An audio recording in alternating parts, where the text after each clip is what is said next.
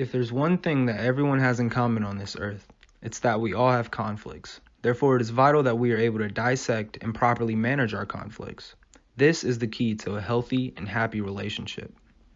First, let's talk about analyzing conflicts.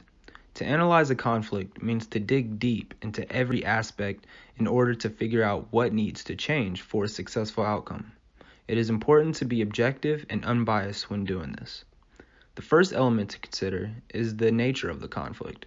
This means discovering the historical context that result in these triggering events that spark conflict. For Peter Griffin and the bird in Family Guy, they don't even remember why they're fighting, but every time they see each other, they automatically begin fighting. This can also include in some assumptions. The second element to consider is each party's orientation to conflict. By orientation to conflict, I mean what attitudes toward conflict do the participants have? This can be impacted by things such as cultural background, gender roles, or expectations. The third element to consider is each party's interest and goals.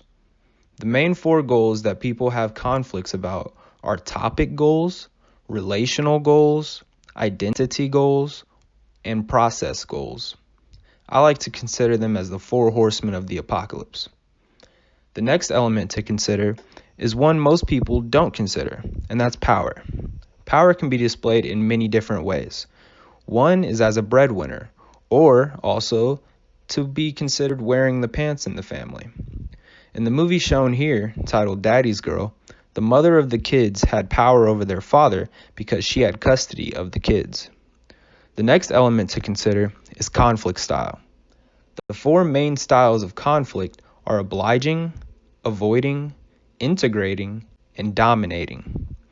This family from the Netflix documentary American Murder, The Family Next Door, tells the sad story of a man who reached his breaking point and murdered his wife and kids. His wife, judging by the documentary, had a more dominating conflict style, while Chris Watts was more of an obliging and avoiding style. The sixth element of conflict is conflict and emotions.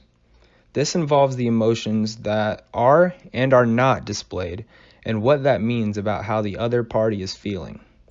It is important to try and replace negative emotions with positive or neutral emotions for an objective perspective. The seventh element is to analyze each interaction and find the patterns. For the Incredible Hulk, it's simple. He gets angry, he rages, Black Widow speaks softly about a sunset, and then he's cool again. In order to solve the conflict, you must first discover what is causing it. If Dad gets upset when you mention his favorite sports team losing, maybe it's best to avoid mentioning it. One major step to solving conflict is by trying to solve it, failing, and then learning from your mistakes. Sometimes a third party may be necessary to have an objective perspective. The final element to successfully managing your conflict is forgiveness and reconciliation.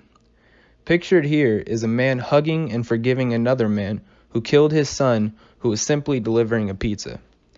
If you still carry a grudge or feel as if there is still no justice or compromise, then the conflict is still ongoing.